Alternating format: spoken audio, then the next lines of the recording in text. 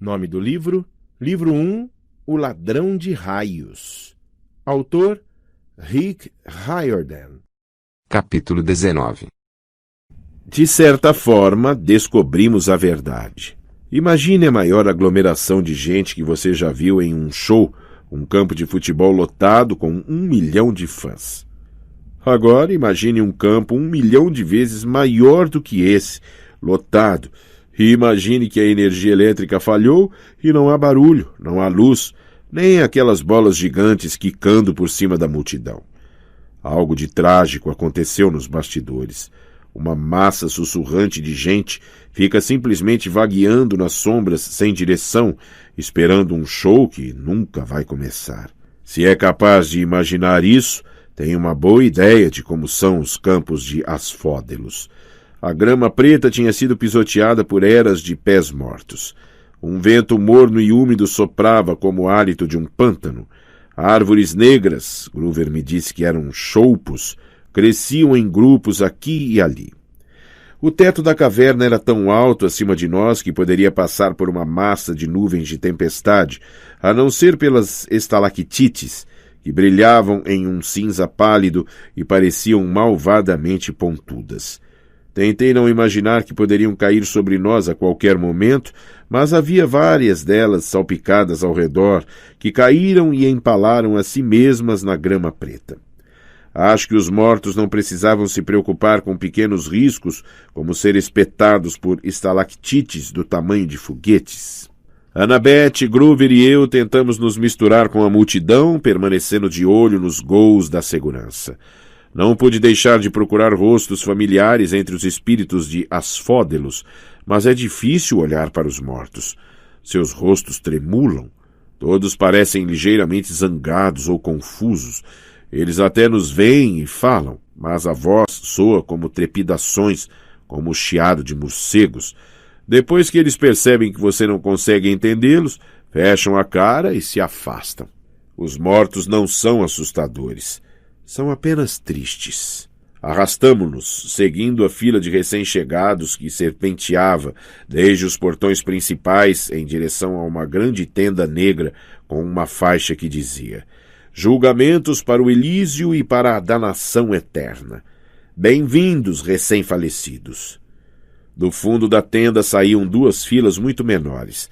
À esquerda, espíritos flanqueados por espíritos malignos de segurança marchavam por um caminho pedregoso rumo aos campos de punição que incandesciam e fumegavam à distância, uma vastidão desértica e rachada com rios de lava e campos minados, e quilômetros de arame farpado separando as diferentes áreas de tortura.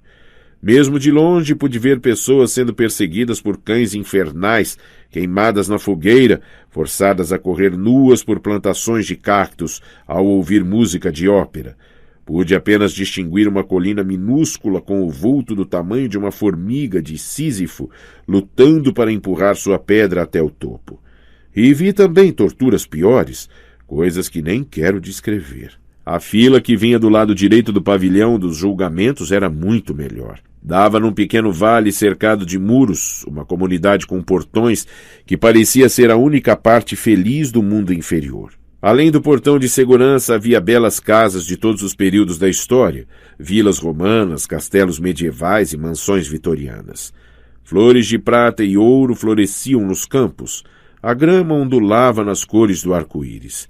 Dava para ouvir os risos e sentir o cheiro de churrasco. Elísio. No meio daquele vale havia um brilhante lago azul com 3 pequenas ilhas como um hotel de lazer nas Bahamas. As Ilhas dos Abençoados para pessoas que escolheram renascer 3 vezes e 3 vezes conquistaram o Elísio. No mesmo instante eu soube que era para lá que queria ir quando morresse. É isso mesmo, disse Annabeth como se estivesse lendo meus pensamentos. Este é o lugar para os heróis. Mas percebi como havia poucas pessoas no Elísio, como era minúsculo em comparação com os campos de Asfódelos ou até os campos da punição. Portanto, poucas pessoas se davam bem em suas vidas. Era deprimente. Deixamos o pavilhão dos julgamentos e nos aprofundamos mais nos campos de Asfódelos. Ficou mais escuro. As cores se esvaíram das nossas roupas. As multidões de espíritos tagarelas começaram a rarear. Depois de alguns quilômetros de caminhada confiante, começamos a ouvir guinchos familiares à distância. Agigantando-se longe estava um palácio de obsidiana negra, brilhante. Acima dos baluartes rodopiavam 3 criaturas escuras, semelhantes a morcegos, as fúrias. Tive a sensação de que nos aguardavam. Talvez seja tarde demais para voltar atrás, disse Groover com tristeza. Vai dar tudo certo, tentei parecer confiante. Talvez devêssemos procurar em alguns dos outros lugares primeiro, sugeriu Groover. Como o Elísio, por exemplo. Venha, menino bode. Annabeth agarrou-lhe o braço. Groover ganiu. Seus tênis criaram asas e as pernas saltaram para frente, puxando-o para longe de Annabeth. Ele aterrissou de costas na grama. Groover, ralhou Annabeth. Pare de embromar. Mas eu não... Ele ganiu de novo. Os tênis, tendo as asas como loucos, levitaram do chão e começaram a arrastá-lo para longe de nós. Maia! Gritou ele, mas a palavra mágica parecia não fazer mais efeito. Maia! Agora mesmo! 190! Socorro! Eu me refiz da perplexidade e tentei agarrar a mão de Groover, mas era tarde demais. Ele estava ganhando velocidade, escorregando colina abaixo como um trenó. Corremos atrás dele. Annabeth gritou. Desamarre os tênis! Foi uma ideia esperta, mas acho que isso não é tão fácil quando seus sapatos o estão arrastando para a frente a toda velocidade. Groover tentou sentar, mas não conseguiu alcançar os cadarços. Continuamos correndo atrás dele, tentando mantê-lo à vista, enquanto disparava por entre as pernas dos espíritos que matraqueavam para ele, aborrecidos. Eu tinha certeza de que Groover iria passar direto dos portões do Palácio de Hades, mas de repente os tênis desviaram para a direita e o arrastaram na direção oposta. A ladeira ficou mais íngreme. Groover ganhou velocidade. Annabeth e eu tivemos de correr a toda para acompanhá-lo. As paredes da caverna se estreitaram dos dois lados e me dei conta de que estávamos entrando em algum tipo de túnel lateral. Não havia mais grama preta nem árvores, apenas pedras sob os pés e a luz pálida das estalactites acima. Groover! Gritei, minha voz reverberando. Segure em alguma coisa! O quê? Gritou ele de volta. Estava agarrando os pedregulhos, mas não havia nada grande o bastante para reduzir sua velocidade. O túnel ficou mais escuro e frio. Os pelos dos meus braços se arrepiaram. O cheiro ali embaixo era nauseabundo. Me fez pensar em coisas que nem devia saber. Sangue derramado sobre um antigo altar de pedra, o hálito fétido de um assassino. Então vi o que estava à nossa frente e, de repente, estanquei.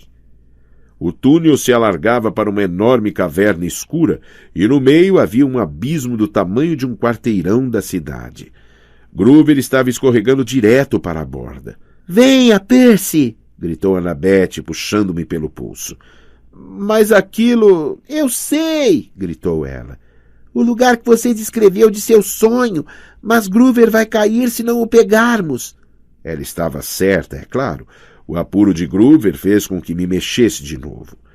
Ele estava gritando, arranhando o chão, mas os tênis alados continuavam a arrastá-lo em direção ao poço e não parecia possível chegar até ele a tempo. O que o salvou foram seus cascos. Os tênis voadores sempre ficaram folgados nele, e quando Groover chocou-se com uma grande pedra, seu tênis esquerdo saiu voando e disparou para as trevas abismo abaixo. O tênis direito continuou a puxá-lo, mas não tão depressa. Groover conseguiu reduzir a velocidade agarrando-se à grande pedra e usando-a como âncora. Estava a 3 metros da borda do abismo quando nós o pegamos e o puxamos de volta a ladeira acima. O outro tênis alado se desprendeu, circulou em volta de nós furiosamente e chutou nossas cabeças em protesto antes de voar para dentro do abismo, a fim de juntar-se a seu par. Todos desabamos exaustos sobre os pedregulhos de obsidiana. Meus membros pareciam feitos de chumbo. Até minha mochila parecia mais pesada, como se alguém a tivesse enchido de pedras. Groover estava muito arranhado. Suas mãos sangravam. As pupilas dos... Annabeth disse. Os olhos se transformaram em fendas no estilo dos bodes, como sempre acontecia quando ele estava aterrorizado. Eu não sei como, arquejou ele. Eu não... Espere, falei. Escute. Eu tinha ouvido algo, um sussurro profundo na escuridão. Mais alguns segundos e Annabeth disse. Percy, este lugar... Psiu. Fiquei em pé. O som estava ficando mais alto, uma voz murmurante, malévola, vinda de longe, muito longe abaixo de nós, vinda do abismo. Groover sentou-se. O que é esse ruído? Agora Annabeth também ouvira. Pude ver em seus olhos. Tártaro. A entrada para o Tártaro. Destampei Anaclusmus. A espada de bronze se expandiu, brilhando no escuro. A voz maligna pareceu vacilar, só por um momento, antes de retomar seu canto. Eu agora quase conseguia distinguir palavras muito, muito antigas, ainda mais antigas que o grego, como se... Mágica, falei. Temos de dar o fora daqui, disse Annabeth. Juntos arrastamos Groover para cima dos cascos e começamos a voltar pelo túnel. Minhas pernas não se moviam depressa o bastante, minha mochila pesava. A voz ficou mais alta e irada atrás de nós e desandamos a correr. Bem na hora. Uma rajada fria de vento nos aspirou pelas costas, como se o abismo inteiro estivesse inalando. Por um momento aterrorizante eu perdi o controle e meus pés começaram a escorregar nos pedregulhos. Se estivéssemos mais perto da borda, teríamos sido sugados para dentro. Continuamos fazendo força para frente e finalmente chegamos ao topo do túnel, onde a caverna se abria para os campos de Asfódelos. O vento parou. Um lamento de indignação ecoou no fundo. Alguma coisa não estava feliz por termos escapado. O que era aquilo? Ofegou Groover quando desabamos na relativa segurança de um bosque de choupos negros. Um dos bichinhos de estimação de Hades? Annabeth e eu nos entreolhamos. Eu podia ver que ela acalentava uma ideia, provavelmente a mesma que tivera durante a viagem de táxi a Los Angeles, mas estava apavorada demais para dividi-la comigo. Isso já era o bastante para me aterrorizar. Pus a tampa na minha espada, pus a caneta de volta no bolso. Vamos andando. Olhei para Groover. Consegue andar? Ele engoliu em seco. Sim, com certeza. Nunca gostei muito daqueles tênis mesmo. Ele tentou parecer valente, mas estava tremendo tanto quanto Annabeth e eu. O que quer que estivesse naquele abismo não era bichinho de estimação de ninguém. Era indizivelmente velho e poderoso. Nem mesmo Equidna me dera aquela sensação. Fiquei quase aliviado de dar as costas para aquele túnel e me dirigir para o palácio de Hades. Quase. As fúrias rodeavam os baluartes lá no alto, nas trevas. As muralhas externas da fortaleza brilhavam em negro e os portões de bronze com 2 andares de altura estavam escancarados. De perto vi que as gravações nos portões eram cenas de morte. Algumas de tempos modernos, uma bomba atômica explodindo sobre uma cidade, uma trincheira cheia de soldados usando máscaras de gás, uma fila de africanos vítimas da fome aguardando com tigelas vazias, mas todas pareciam ter sido gravadas no bronze havia milhares de anos. Fiquei pensando se estava olhando para profecias que se tornaram realidade. Dentro do pátio havia o jardim mais estranho que já vi. Cogumelos multicoloridos, arbustos venenosos e plantas luminosas fantasmagóricas cresciam sem a luz do sol. Gemas preciosas supriam a falta de flores, pilhas de rubis grandes como meu punho, aglomerados de diamantes brutos. Aqui e ali, como convidados de uma festa que foram congelados, havia estátuas de jardim da Medusa, crianças, sátiros e centauros petrificados, todos sorrindo grotescamente. No centro do jardim havia um pomar de romãzeiras, suas flores alaranjadas brilhando como neon no escuro. O jardim de Perséfone, disse Annabeth. Continue andando. Entendi por que ela quis seguir andando. O cheiro ácido daquelas romãs era quase irresistível. Tive um súbito desejo de comê-las, mas então me lembrei da história de Perséfone. Uma mordida de um alimento do mundo inferior e nunca mais poderíamos sair. Puxei Groover para longe, para impedi-lo de colher uma delas, grande e suculenta. Subimos os degraus do palácio entre colunas negras, passando por um pórtico de mármore negro para dentro da casa de Hades. O vestíbulo tinha um piso de bronze polido que parecia ferver à luz refletida das tochas. Não havia teto, apenas o teto da caverna muito acima. Acho que eles nunca precisaram se preocupar com chuva aqui embaixo. Todas as portas laterais eram guardadas por um esqueleto com trajes militares. Alguns usavam armaduras gregas, outros uniformes ingleses de casacas vermelhas, e havia ainda os que vestiam roupas camufladas com bandeiras americanas esfarrapadas nos ombros. Carregavam lanças, mosquetes ou fuzis. Nenhum deles nos incomodou, mas suas órbitas ocas nos seguiram enquanto andávamos pelo vestíbulo em direção ao grande conjunto de portas no extremo oposto. 2 esqueletos de fuzileiros navais americanos guardavam as portas. Eles sorriram para nós com lançadores de granadas atravessados no peito. "Sabem de uma coisa?" murmurou Groover. "Aposto que Hades não tem problemas para despachar vendedores de porta a porta." Minha mochila agora pesava 1 tonelada. Eu não conseguia imaginar por quê. Quis abri-la, verificar se por acaso havia recolhido alguma bola de boliche perdida, mas aquele não era o momento. "Bem, gente", disse, "acho que devemos bater?" Um vento quente soprou pelo corredor e as portas se abriram. Os guardas deram um passo para o lado. "Acho que isso significa entrez-vous", disse Annabeth. Lá dentro a sala era exatamente como em meu sonho, só que dessa vez o trono de Hades estava ocupado. Era o terceiro deus que eu conhecia, mas o primeiro que realmente me impressionava como deus. Para início de conversa, ele tinha pelo menos 3 metros de altura e usava mantos de seda preta e uma coroa de ouro trançado. Sua pele era branca como a de um albino, o cabelo comprido até os ombros era preto azeviche. Não era corpulento como Ares, mas irradiava força. Reclinava-se em seu trono de ossos humanos fundidos, parecendo flexível, elegante e perigoso como uma pantera. No mesmo instante tive a sensação de que ele deveria dar as ordens. Sabia mais do que eu. Devia ser meu mestre. Então disse a mim mesmo para dar o fora.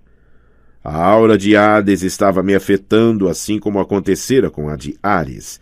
O Senhor dos Mortos lembrava retratos que eu tinha visto de Adolf Hitler ou Napoleão, ou dos líderes terroristas que controlam os homens-bomba. A Hades tinha o mesmo olhar intenso, o mesmo tipo de carisma hipnotizador e maligno. "Você é corajoso de vir até aqui, filho de Poseidon", disse ele com uma voz untuosa. "Depois do que me fez, você é muito valente, sem dúvida. Ou talvez seja simplesmente muito tolo." Um entorpecimento se insinuou nas minhas juntas, tentando-me a deitar e tirar uma pequena soneca aos pés de Hades. Queria me enroscar ali e dormir para sempre. Lutei contra a sensação e dei um passo à frente. Sabia o que tinha de dizer. "Senhor e tio, trago 2 pedidos." Hades ergueu uma sobrancelha.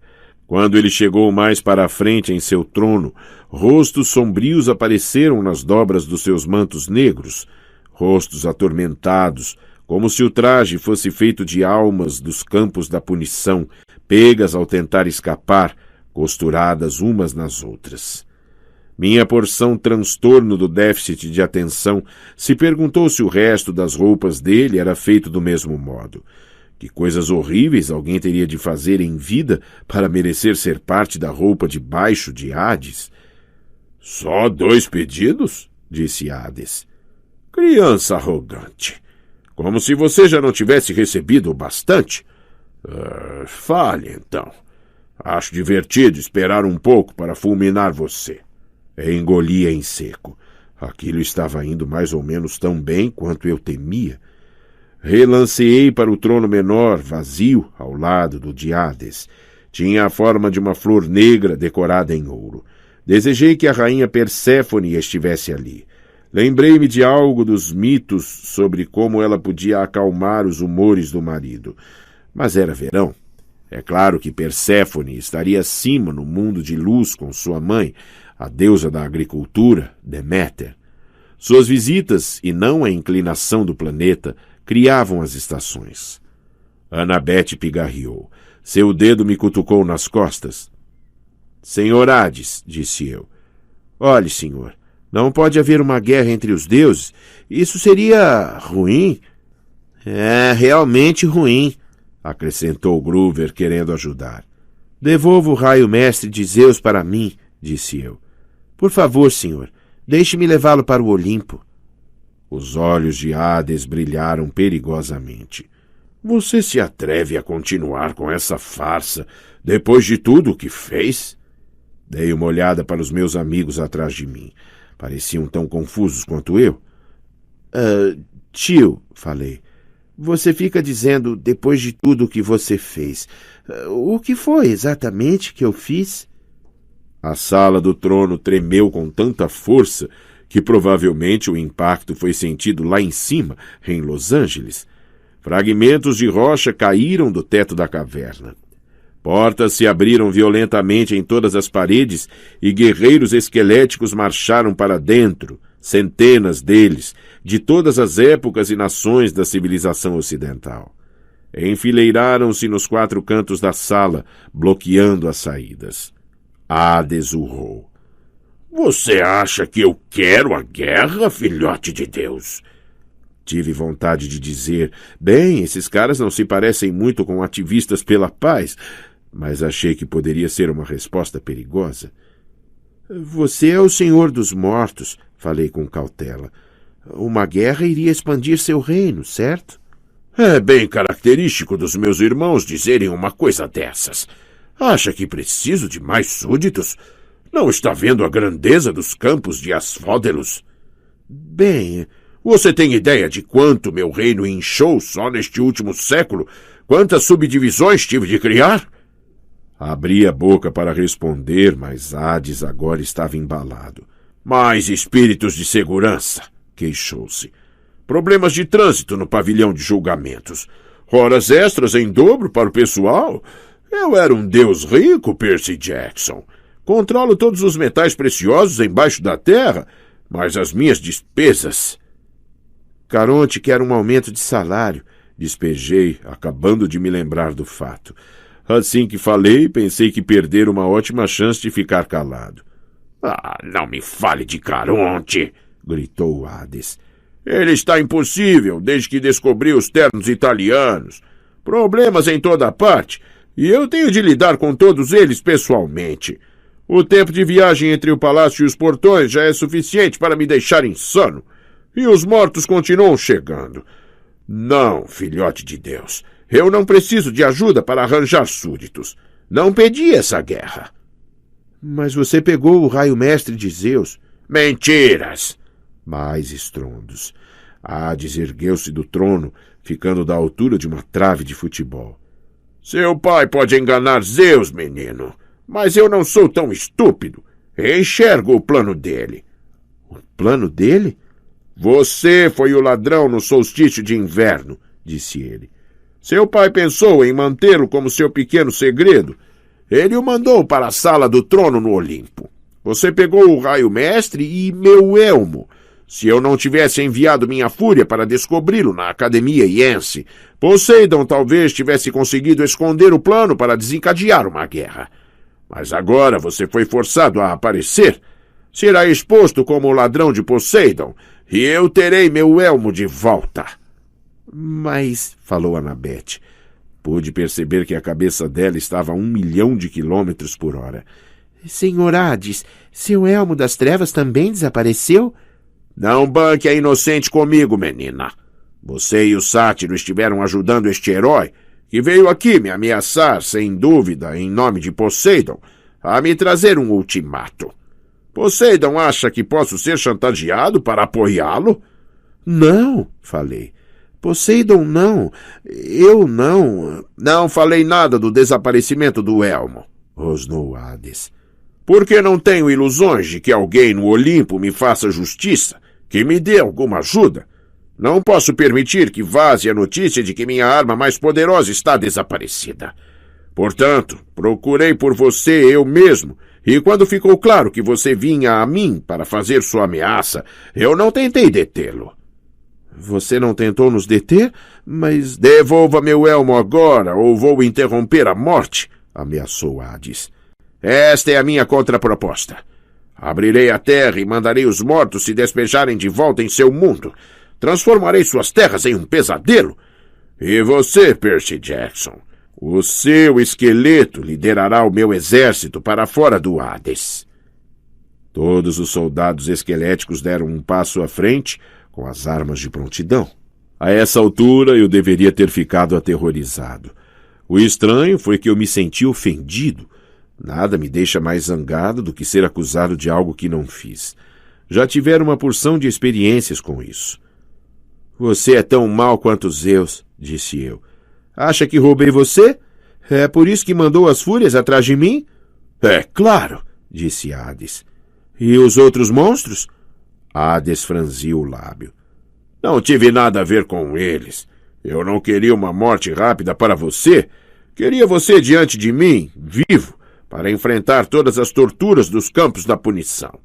Por que acha que o deixei entrar no meu reino tão facilmente, hã? Facilmente? Devolva o que me pertence. Mas eu não tenho seu elmo. Vim buscar o raio mestre. Que você já possui, bradou Hades. Você veio aqui com ele, pequeno idiota, achando que poderia me ameaçar. Não é verdade. Então abra sua mochila. Um pensamento horrível me assaltou. O peso da minha mochila, como uma bola de boliche, não podia ser. Tirei a mochila dos ombros e abri o zíper.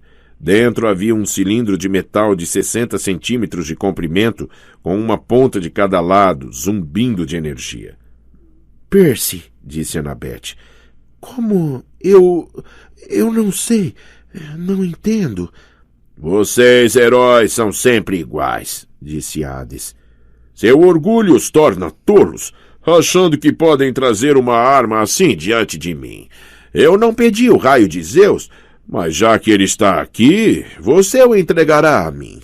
Tenho certeza de que será um excelente instrumento de barganha. E agora, o meu elmo. Onde está? Eu estava sem fala. Não tinha elmo nenhum. Não tinha ideia de como o raio mestre fora parar na minha mochila. Quis pensar que Hades estava armando algum tipo de truque. Hades era o vilão. Mas de repente o mundo virara de lado. Percebi que havia sido usado. Alguém fizera Zeus, Poseidon e Hades quererem a caveira um do outro. O raio mestre estava na minha mochila e eu recebera a mochila de... Senhor Hades, espere, disse eu. Isso tudo é um engano. Um engano? Rugiu Hades. Os esqueletos apontaram as armas.